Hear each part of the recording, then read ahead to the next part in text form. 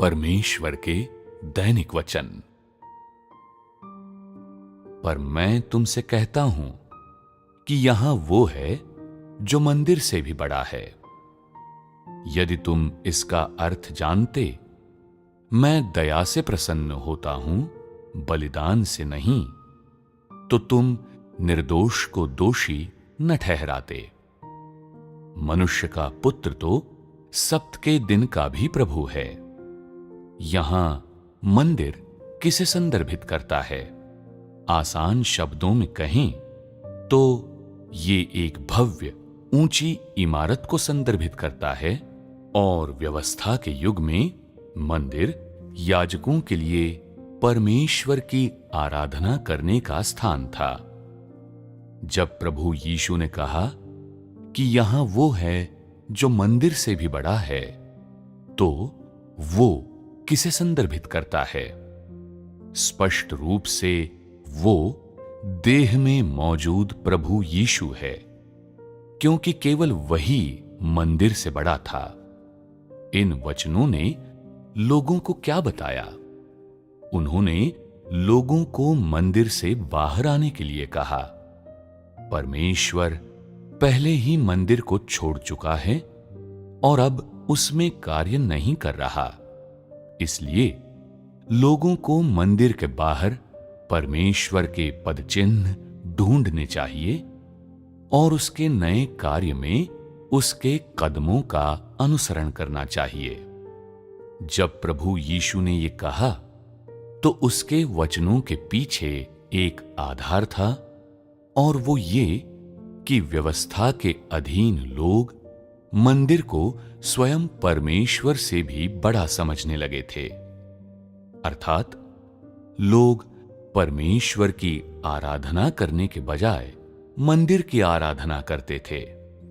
इसलिए प्रभु यीशु ने उन्हें चेतावनी दी कि वे मूर्तियों की आराधना न करें, बल्कि उनके बजाय परमेश्वर की आराधना करें, क्योंकि वो सर्वोच्च है।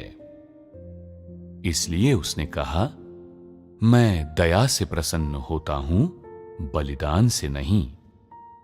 यह स्पष्ट है कि प्रभु यीशु की नजरों में व्यवस्था के अधीन अधिकतर लोग अब यहोवा की आराधना नहीं करते थे, बल्कि बेमन से केवल बलिदान करते थे। और प्रभु यीशु ने तय किया कि ये मूर्ति पूजा है। इन मूर्ति पूजकों ने मंदिर को परमेश्वर से बड़ी और ऊंची चीज समझ लिया था। उनके हृदय में केवल मंदिर था, परमेश्वर नहीं। और यदि उन्हें मंदिर छोड़ना पड़ता, तो उनका निवास स्थान भी छूट जाता। मंदिर के अतिरिक्त उनके पास आराधना के लिए कोई जगह नहीं थी, और वे अपने बलिदान नहीं कर सकते थे।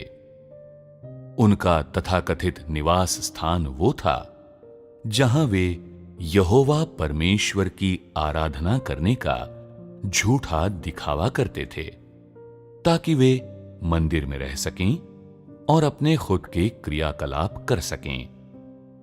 उनका तथाकथित बलिदान मंदिर में सेवा करने की आड़ में अपने खुद के व्यक्तिगत शर्मनाक व्यवहार कार्यान्वित करना भर था। यही कारण था कि उस समय लोग मंदिर को परमेश्वर से भी बड़ा समझते थे। प्रभु यीशु ने ये वचन लोगों को चेतावनी देने के लिए बोले थे, क्योंकि वे मंदिर का उपयोग एक आड़ के रूप में और बलिदानों का उपयोग लोगों और परमेश्वर को धोखा देने के एक आवरण के रूप में करते थे। यदि तुम इन वचनों को वर्तमान में लागू करो, तो ये अभी भी उतने ही वैध और प्रासंगिक हैं। यद्यपि आज लोगों ने व्यवस्था के युग के लोगों की तुलना में परमेश्वर के एक भिन्न कार्य का अनुभव किया है, किंतु उनकी प्रकृति और सार एक समान हैं।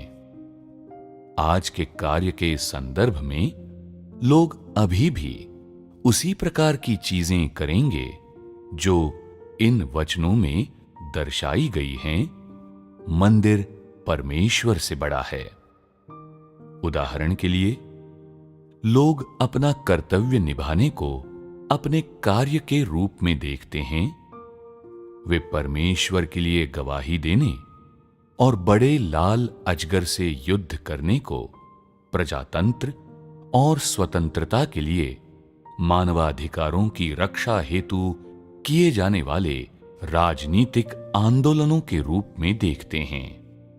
वे अपने कर्तव्य को अपने कौशलों का उपयोग आजीविका में करने की ओर मोड़ देते हैं और वे परमेश्वर का भय मानने और बुराई से दूर रहने को और कुछ नहीं बल्कि धार्मिक सिद्धांत के एक अंश के पालन के रूप में लेते हैं, इत्यादि।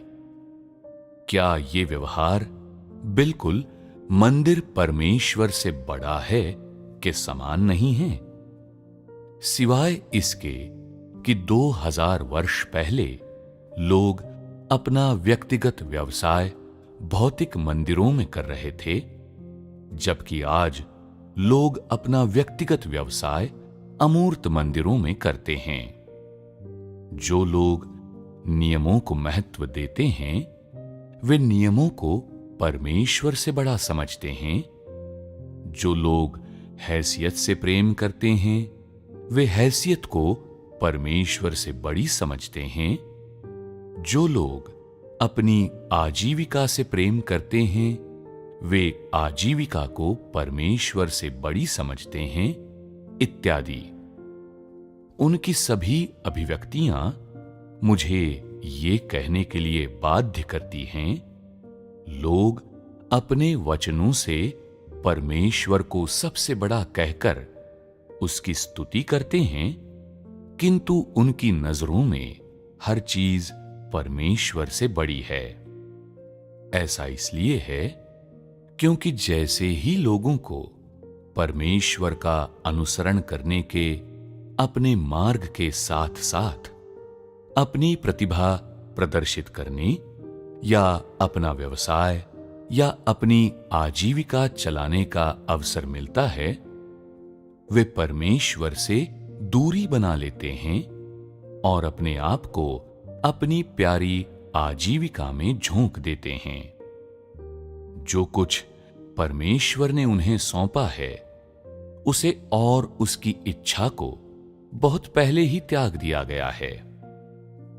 इन लोगों की स्थिति और 2000 वर्ष पहले मंदिर में अपना व्यवसाय करने वाले लोगों की स्थिति में क्या अंतर है?